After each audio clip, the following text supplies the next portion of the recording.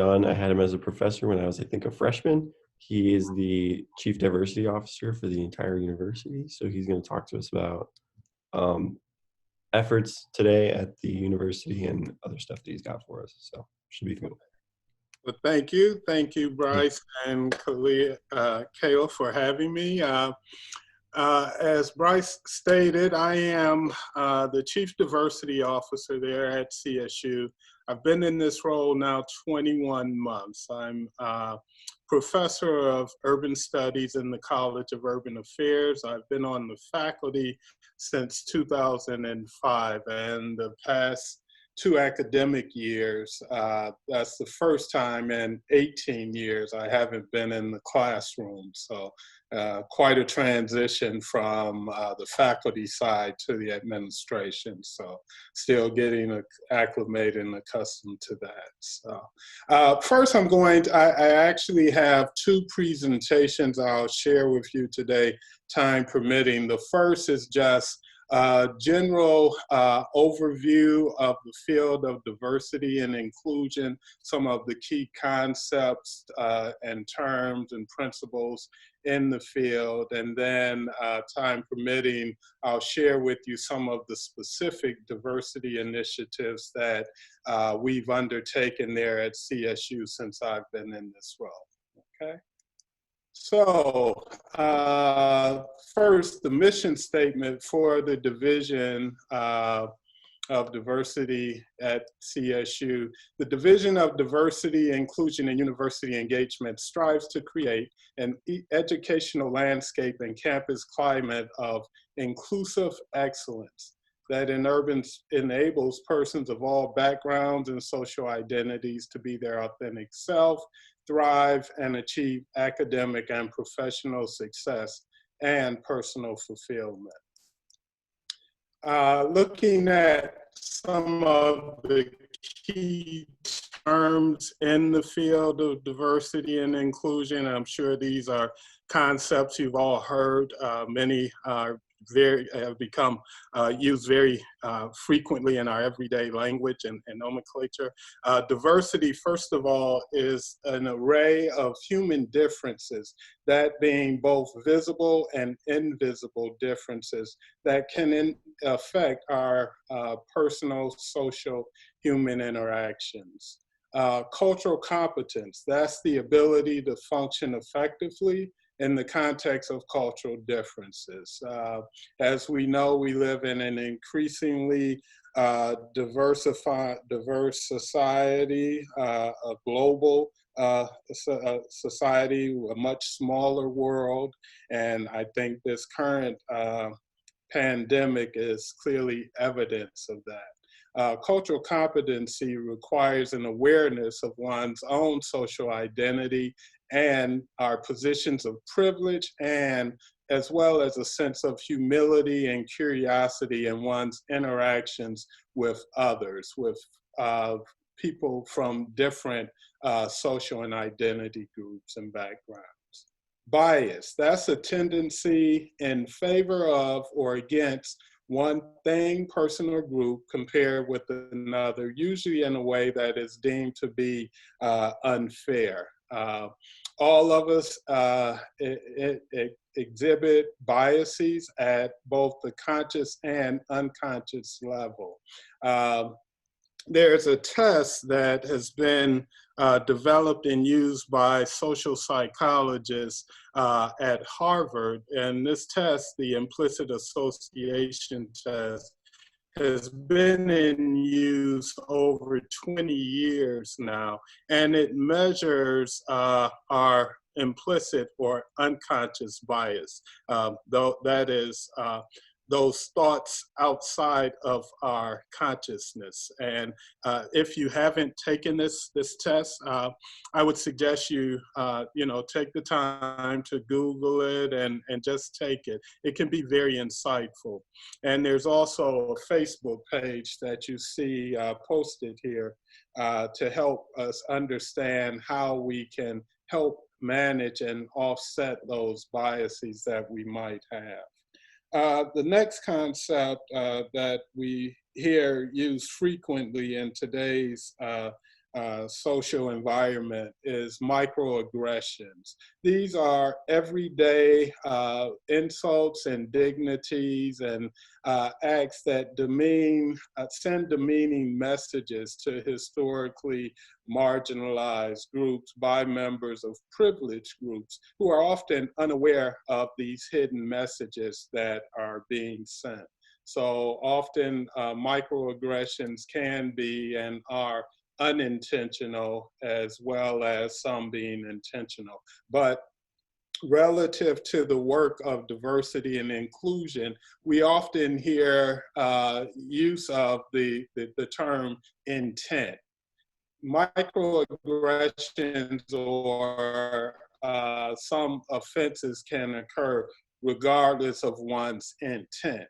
We need to be concerned with the impact of our actions more so than the intent. Often we hear discussions where if some type of cultural offense occurs, a person will look at or say, well, I did not intend to.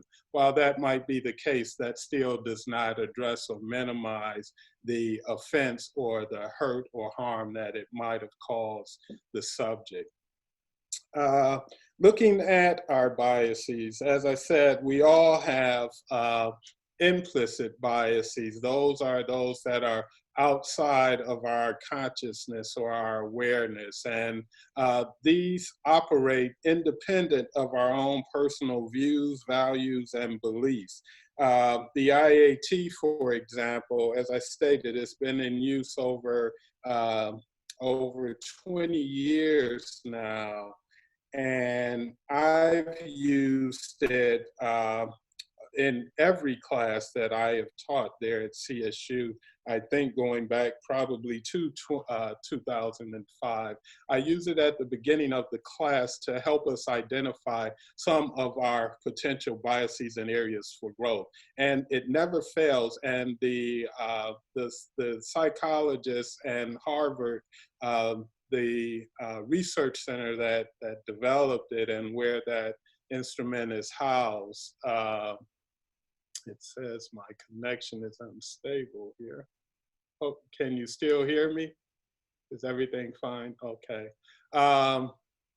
They track and monitor and analyze the respondents to that test.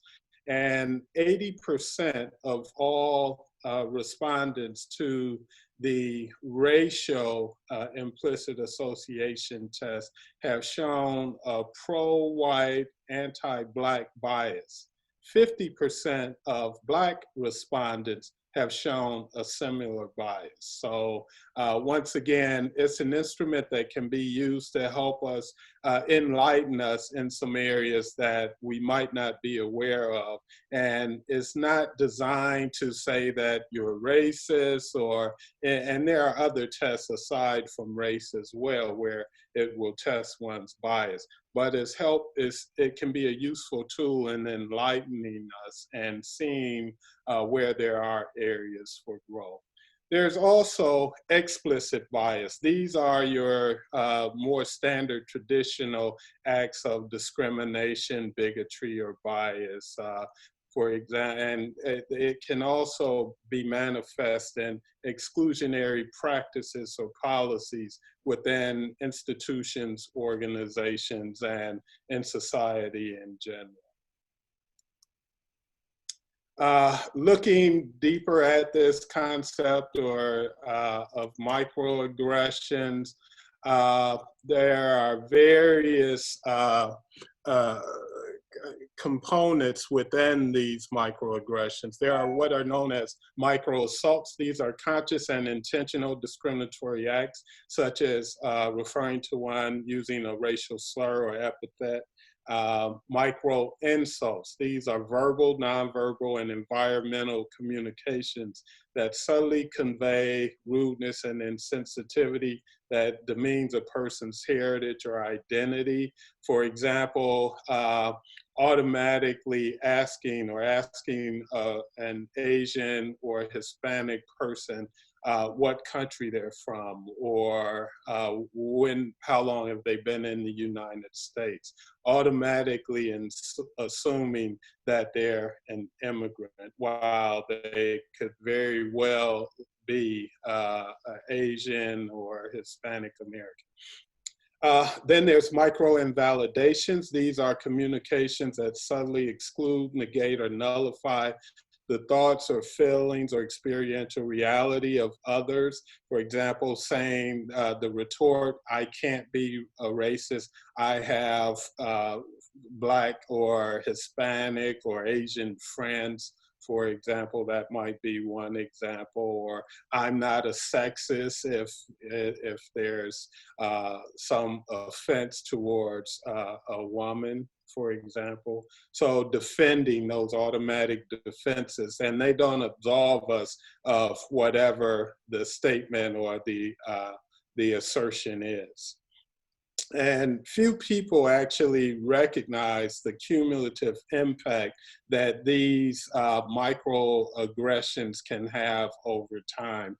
They can actually have physiological effects on the target. For example, increased blood pressure, which raises cortisone levels within the body due to stress, that can have physiological impact on the targets of these cumulative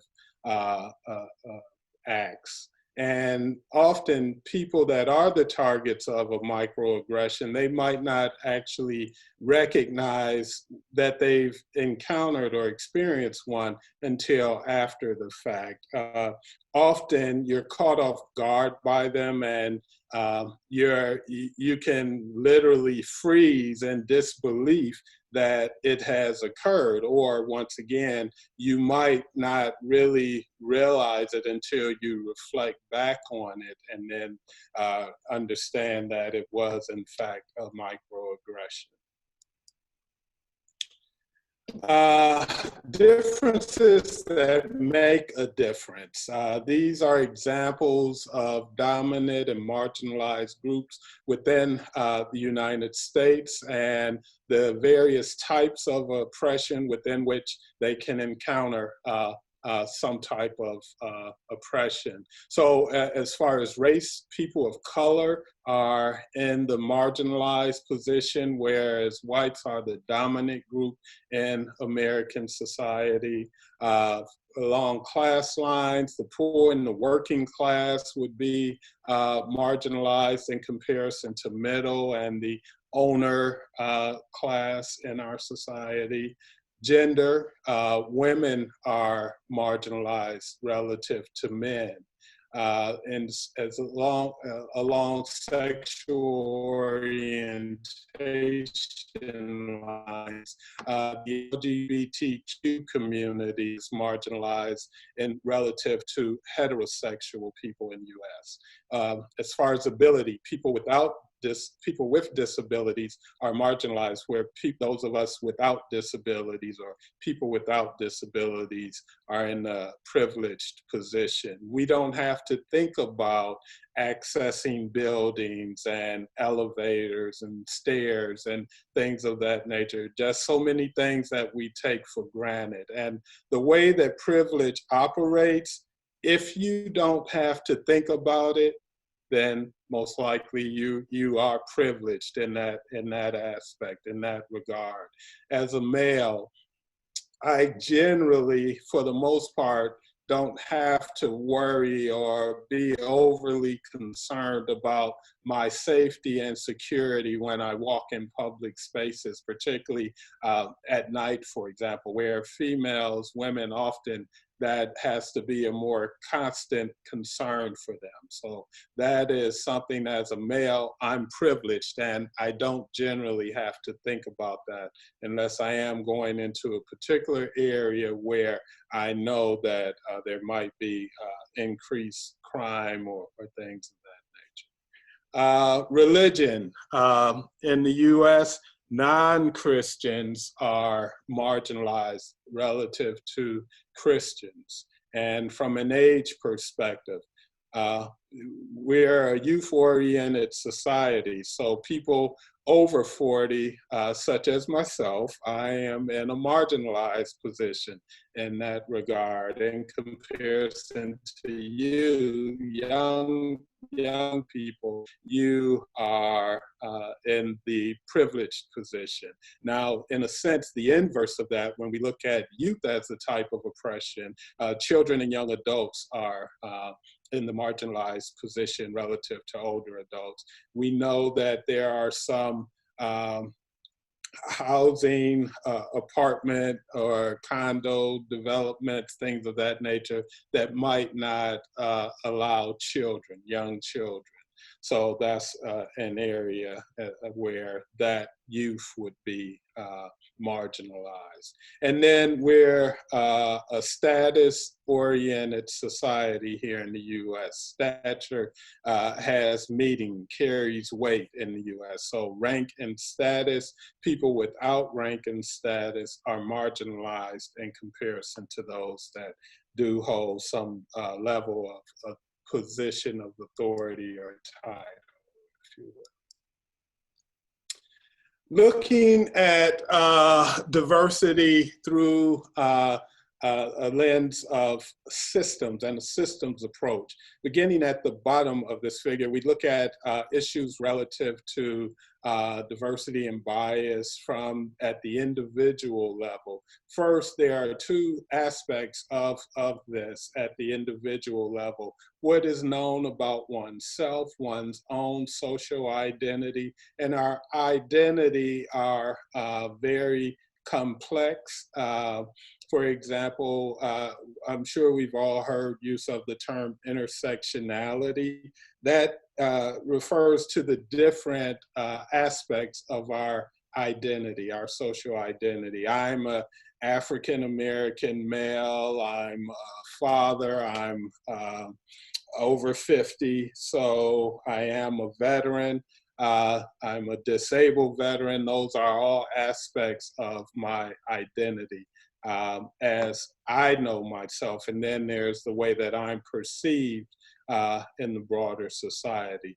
And then there's my beliefs or an individual's beliefs, what they think of others, particularly people of other social identities or backgrounds other than their own. And this, at this level, at the individual level, acts of oppression and relative to diversity primarily manifests in regards to bias, prejudice, or bigotry being the acts that are implemented or operate at the individual level. At the organizational or group level, within organizations, we have group identity can impact the way that individuals experience those organizations and certain groups within an organization. And we can look at this later when I give the presentation on the diversity efforts there at CSU and our own internal demographics. And policies and practices, and this kind of melds these next two sections, the group and organizational level, as well as at the societal level. Policies and practices both at the organizational level and at the societal or systems level can have adverse effects on members of various social or identity groups. People from the LGBTQ community can be discriminated against within an organization, as well as women, people of color, for example, maybe not having opportunities for greater upward mobility within an organization. And often we can find these acts of bias are manifested in ways that are often intentional and might unintentional, I'm sorry, and might seem a policy can be neutral on its face, but yet still have a biased impact or a disparate impact on a particular social identity group. One of my key areas of research is in the area of racial profiling, and I address that from an institutional perspective. And the way I examine it shows that, for example, in the Cleveland Police Department, although they had race-neutral policies relative to the enforcement of the law, and particularly traffic enforcement policies, they still, by their policies and practices, some of the informal practices result on minorities and African Americans being disproportionately ticketed. And that's how it can operate both at the organizational or societal level, because we know there are other related adverse consequences that stem from such disparities. And this is probably will be of primary importance, I think, for this organization, given that you are in the business field, the imperative for diversity and inclusion work. What is the benefit of it? Why implement diversity and inclusion initiatives? Well, a significant body of research has shown that the outcomes of D&I efforts, diversity and inclusion initiatives, help to improve the performance of organizations. This is commonly referred to as the business case or business rationale or imperative for diversity and inclusion work. Organizations should develop their own business case rationale, regardless of whether it's a private sector, public sector, or non-profit sector organization. A well-designed and executed diversity and inclusion strategy can help an organization meet its vision, mission, and strategic goals and objectives. It can also help to attract and retain diverse talent and build strong, high-performing teams. Once again, there's a considerable body of research that has shown that diverse groups make better decisions. The outcomes from the efforts of diverse groups are they're more creative, innovative, and they produce better outcomes, be that in the product development process in the private sector or in corporate sector, or in the criminal justice arena, for example. I know that diverse jury pools come to more just decisions, more just and equitable decisions than homogeneous groups. So diversity values the insights and experience and knowledge and expertise that we all bring to the table, or whatever the initiative or undertaking is. Diversity and inclusion efforts also help to cultivate leaders who can inspire inclusion and be champions for diversity within their respective organizations. You can leverage the extensive range of backgrounds and skills and creativity and innovation that diverse people bring to a particular project or initiative to help solve problems, or once again, come up with more creative and innovative products. It can also increase engagement and help with motivating our employees and enhance productivity, as well as sales and profits in the corporate sector. It can improve the quality of the work-life balance particularly, for example, at CSU, we implemented some policies to enhance the work-life balance, particularly for women faculty members, because when you're going up for tenure, the way that the tenure process was traditionally structured, it was more beneficial or advantageous for men. If women happen to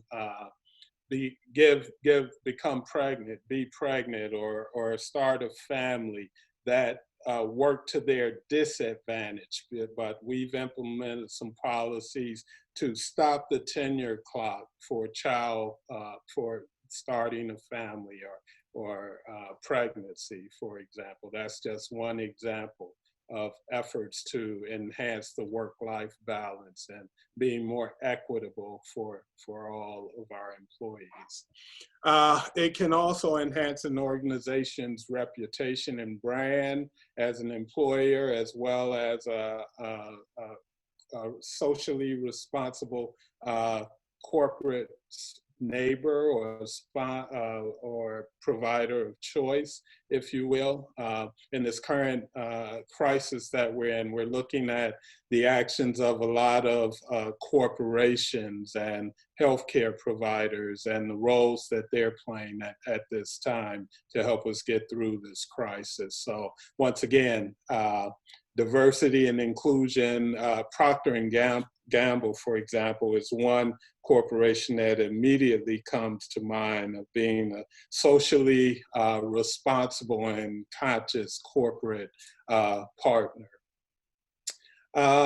It can also help to minimize risk and exposure in regards to compliance and legal requirements, meaning local, federal, and state requirements. And so it can help us in that regard and help us avoid lawsuits in particular, and it can sustain an environment that is inclusive and treats everyone fairly and equitably and give everyone equal access and opportunity to achieve and excel in that particular domain.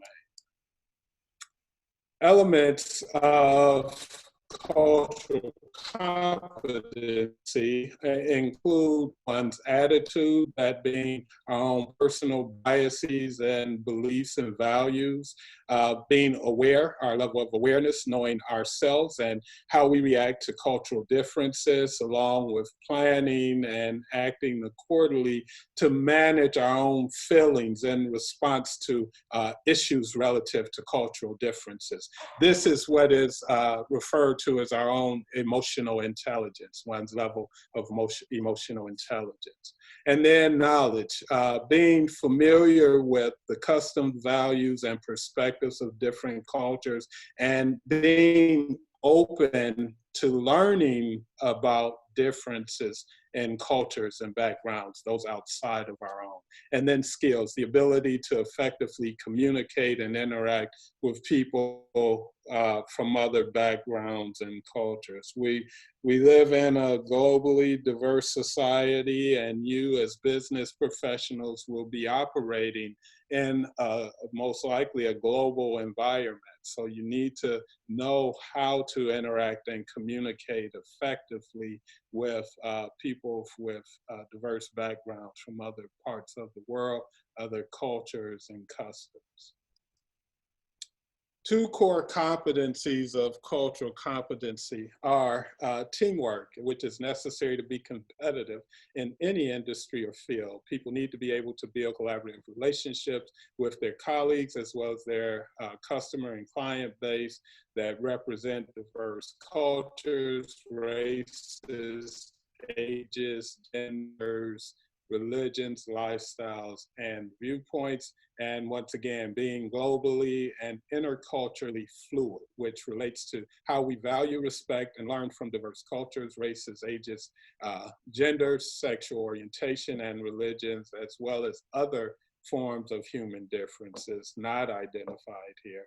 And we display an openness and inclusiveness and sensitivity in our ability to interact and be respectful of people from other backgrounds and understanding individual difference. And then cultural competency has an ethical as well as practical benefit, and it needs to be incorporated into the work that we all do. How can we be agents of change?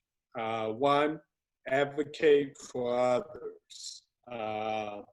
Speak directly and compellingly about diversity. Often when people hear diversity, they think of it in a very narrow framework. They often reduce diversity to issues of race. But as we know, it goes far beyond race, ethnicity, gender, religion, ability, veteran status, diversity of thought is another aspect of diversity. So it's a very broad concept, and we define it broadly at CSU, although there are some specific areas where we have areas of growth that we're focusing on, which I'll share with you shortly. And demonstrate leadership based on one's role by leveraging your own power and privilege as an advocate or an ally of marginalized groups. As a male, speaking up on behalf of your female colleagues or classmates, and leveraging our privilege in addressing issues of inequity, whatever realm that might be in, and working to disrupt the status quo, to change the status quo and create a more equitable and egalitarian environment and society, and affording those other groups opportunities, equal opportunities and access as well. Here we have a diversity exercise in that I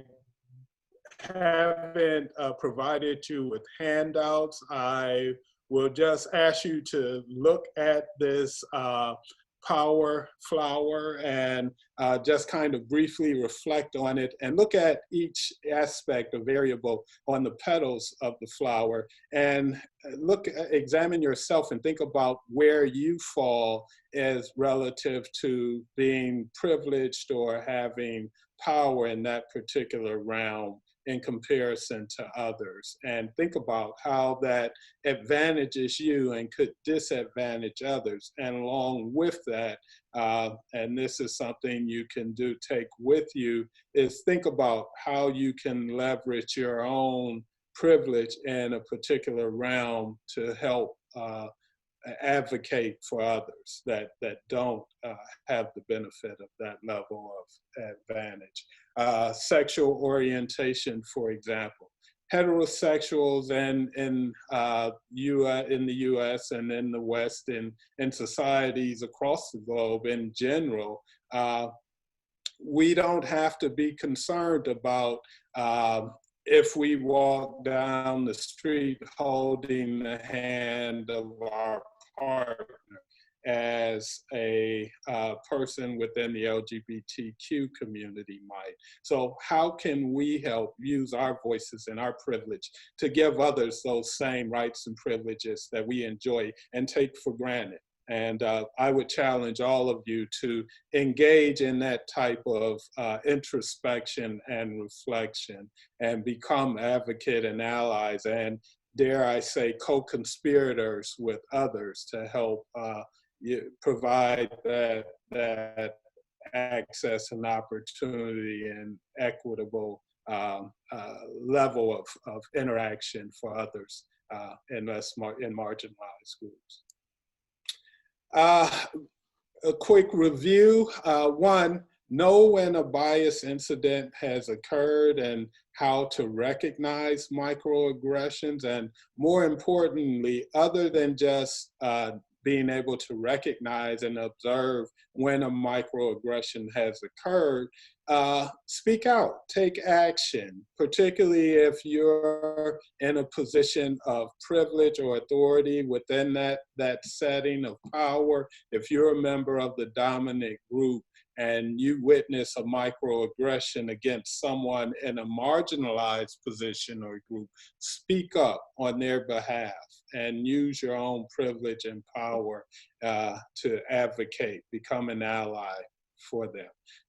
That being an agent for change. And it doesn't always have to be, and it shouldn't be confrontational, because often those provide opportunities for learning and growth, but it all depends on how we approach it. So once again, as students and global citizens, and particularly professionals going out into the business world, it will be incumbent upon us to address issues of inequity when we see them to the best of our ability. Now, I know being new in an organization might pose some challenges in and of itself, but you can often go to senior members of an organization that also might be a member of a dominant position group, and seek their assistance and support in addressing issues of inequity that we might witness. Having awareness of your own cultural identity as well as that of others around you. Become knowledgeable about cultural competency and share that information. And a personal local pitch, learn about your own CSU community and your peers. So are there any questions? Does anyone have any questions to anything that has been raised or discussed there? So I have a question. Pardon? I have a question. Can you hear me? Yes, you're a little low, but go ahead. I'll see if I can hear. Yeah, so I was going to ask, a lot of the solutions you've offered points at other people kind of taking the initiative for people who are oppressed.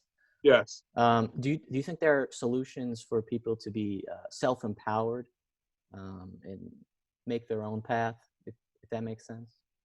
Yes, absolutely. We should all, be advocates and activists, if you will, for your own empowerment. It begins, for me, a lot of it begins with being knowledgeable, a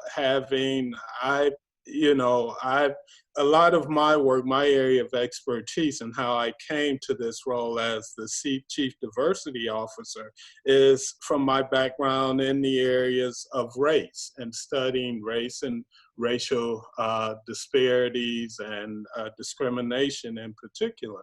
So I have always, since my time as a graduate student, and my mentor, he always admonished me, Ronnie, start with the data and stick with the data.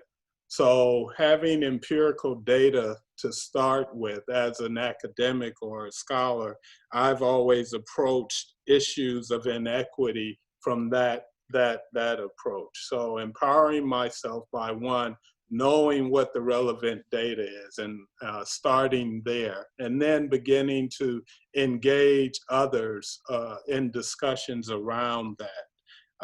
And I'll show you evidence of some of that in the work that I'm doing at the university to try to increase diversity and inclusion, particularly among our faculty. So I hope that that answers your question somewhat. If not, I can elaborate further if you'd like. So let me give you this.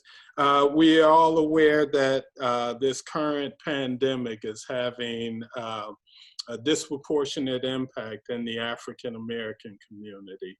I have been engaged with local community leaders, state senator and the NAACP and others around one, we develop public safety announcements to go out specifically to the African American community on the need to adhere to the social distancing guidelines, the shelter-in-place guidelines that have been put in place. And secondly, engaging with the governor's office about establishing a task force to address this disproportionate impact that is having at the state level or nationally. We know that these health disparities, these underlying or pre-existing health disparities that African Americans have that predisposes them to the virus, there's long been evidence of that. There's a history of that, so it's nothing new. But we are using data, once again, to engage at the state level, and I'm actually waiting to find out if I'm going to be appointed to a statewide committee to look at that issue. So that's an example of the impacted group advocating, being activists actually, for your own empowerment and betterment. So I hope that somewhat answers your question and gives you an example as well. Any further questions?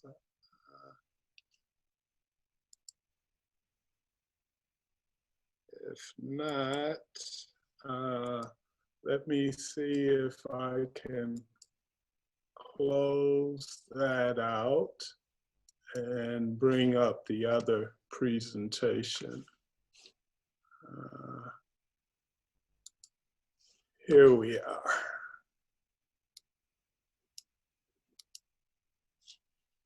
So, 1 second. Okay, can you see that? Okay, very good. So this is an overview of some of the initiatives that I've introduced since I've been in this role as the Chief Diversity Officer over the past 21 months to help increase the diversity of our faculty there at CSU.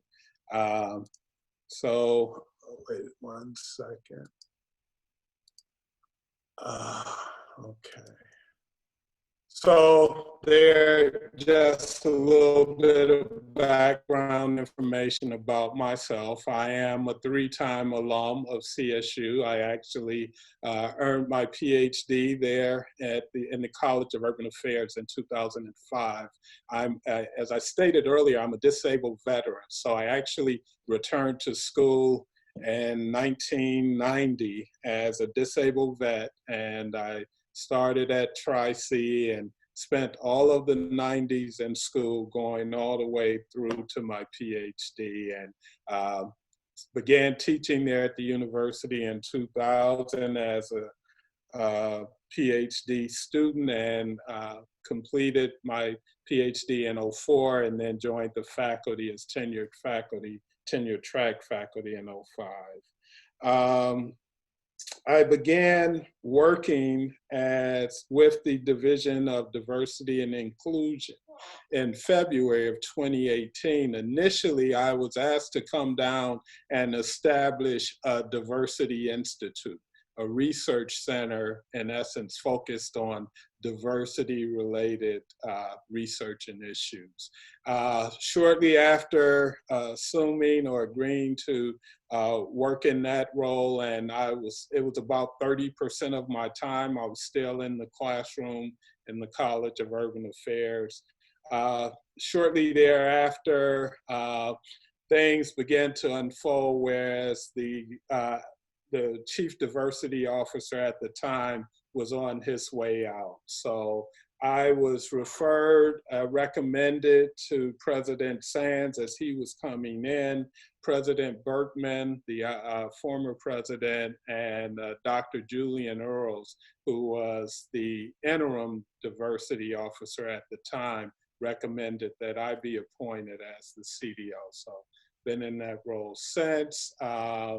And immediately upon assuming the role, I began working with the President's Diversity Council. That's a university-wide body that has representation from each of the colleges. All of the deans in each college have their own individual diversity councils, and they have representation on the President's Diversity Council, as well as administrative units across campus as well, and began working with them to develop a diversity action plan, which was released in February of 2019. And as it points out here, I assumed the role as CDO in July of 2018. Now, this presentation I'm sharing with you is a presentation I gave before the Faculty Senate back in February to discuss some of the initiatives that have been undertaken. And needless to say, not without some controversy and resistance as well. As I'm sure you're probably all well aware, diversity isn't a concept or a principle or something that it's not a warm and fuzzy thing that everybody readily embraces. So it's not without its challenges. So this is data that was taken from a alumni attitudinal survey, and it showed that out of 12 variables that were used to measure alumni's impression of their experience at CSU and what was most impactful, the diverse and inclusive environment was second only to the value of the degree and the value and respect for the degree. So that says that diversity and inclusion is part of our value proposition as a university. That is part of our brand and advantage. It gives us an advantage against our competitor or partner or peer institutions, if you will, within the state. So I thought that was important for the faculty to be aware of. Here I provide some demographic data, national demographic data, as well as trends relative to enrollment within higher ed. As we know, Latinos are the largest and fastest growing group and minority group in the United States. They've been the largest minority group since the 2000 census. They surpassed the African American population. Latinos are 17% of our population. African Americans are second largest at 13%. By 2044, it's projected that people of color will be the majority in the United States. As of the kindergarten class of 2019 is majority children of color are the majority of the kindergarten class of 2019. So that is in line with these projections relative to people of color being the majority by 2044, as early as 2044. There's been a consistent decline in the US birth rate. There's been a decline for the past 4 years, and particularly among the traditional college age student population, that being the 18 to 22-year-old, and that decline is more pronounced in the Midwest, in Ohio and the Midwest. And the number of college students are predicted to fall by more than 15% after the year 2025. This is what's referred to in academia and as the enrollment cliff. This is predicted, once again, to have a more significant impact on regional four-year institutions such as CSU, which there's an expected loss of 11% of students to such colleges, regional colleges, by 2029. Elite institutions such as Case Western Reserve, on the other hand, are predicted to see as much as a 14% increase in enrollment or demand by 2029. Now, mind you, this is prior to this current pandemic, and we have no idea what type of impact that is going to have on student enrollment. So this pandemic will likely only compound these demographics as well. Looking at diversity at the university, CSU, we actually have the most diverse student body out of four-year public institutions in the state. So out of 14 public four-year institutions, we have the most diverse student body. That diversity, however, is not reflected in our faculty. If you can see the statistics there, our student body is 65% white, 16% African American, 5% Hispanic, 4% Asian, and 8% international students. Faculty, on the other hand, 73% of our full-time tenure track faculty are white. Asians represent 13%. African Americans and internationals are 5% each. And Hispanic Latinos represent only 2% of our full-time tenure track faculty. Now, the adjunct faculty is much more diverse than our tenure track faculty, but they're contingency faculty. So once again, we want to increase the number of tenure track faculty. And that has impact several areas, particularly student success measures. Faculty diversity has a direct correlation and impact on outcomes relative to student success as well. Some direct, some indirect.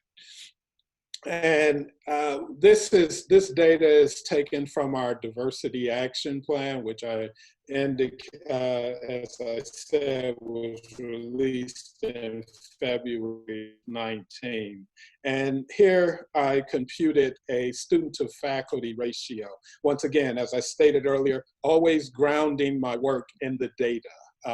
Often people and faculty there intuitively knew that we had some challenges around diversity, but when you present them with the data, that makes it tangible and real. So it's much harder to deny and just look away from and not address when you have the empirical data to support your arguments and initiatives.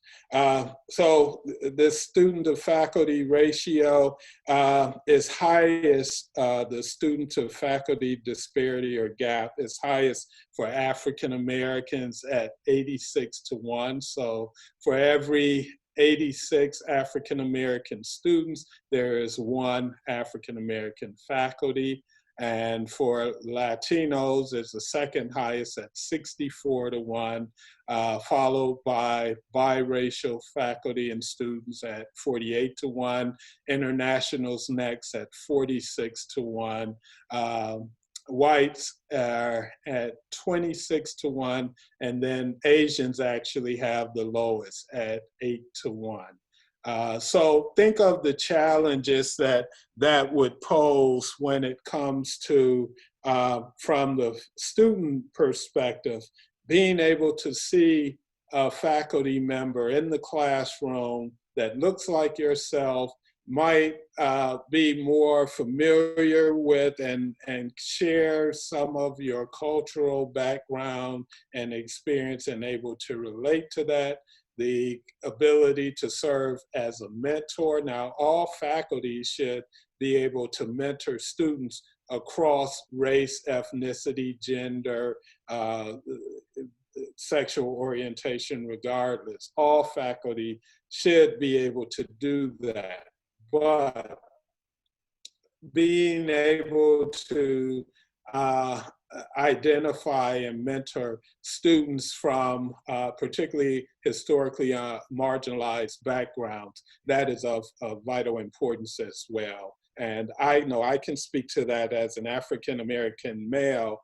I did not have, during my undergrad and undergrad studies in particular, I never had an African-American male faculty or professor. All of my faculty of African-American background were women. Now, they served as mentors, as did non-minority. Actually, two of my mentors were a white female and a white male, and both of them had significant impact on my academic and professional career. So you should be able to mentor across background, but once again, that is of relevant importance. And then from the faculty perspective, to have to serve as a mentor to such a large population, often students from similar backgrounds are going to seek you out for your advice and counsel. So if I, as a faculty member, am expected to be there to provide counsel and guidance for 86 students, that's a heavy additional load placed on that faculty. So here are timelines of some of the various diversity initiatives that I've introduced since I've been in this role. One, the use of a diversity statement and diversity rubric.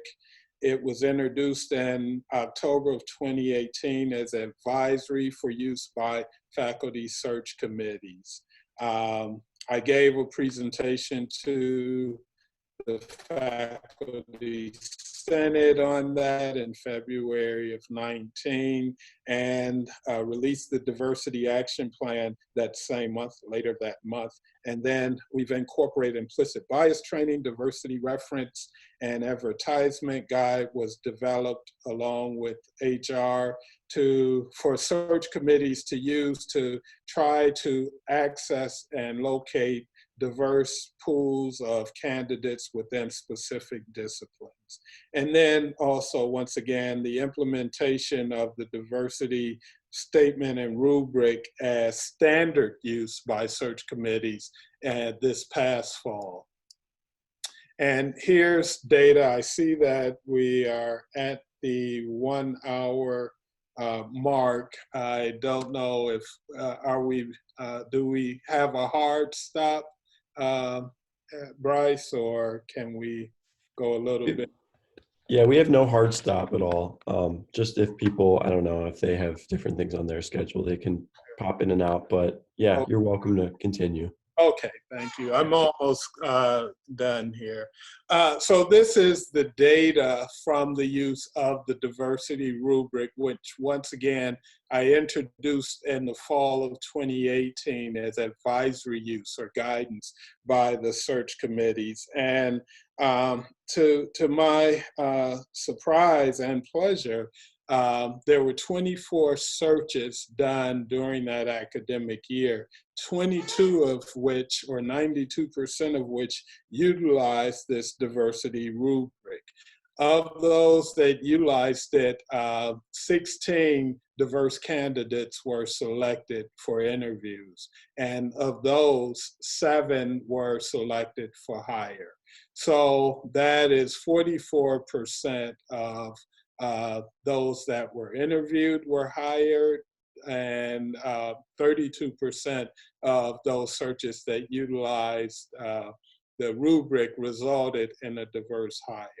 and this is 29% of all of the external searches. So that's rather considerable. So I'm pleased with that. And then thus far this academic year, and searches are still currently underway, of the 45 that we have data for, 44 utilized the rubric, 34 of which selected diverse candidates to be interviewed, 18 of which resulted in diverse candidates being selected for hire.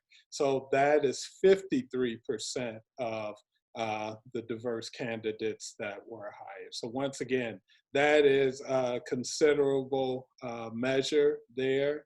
I'm very heartened by these early preliminary data.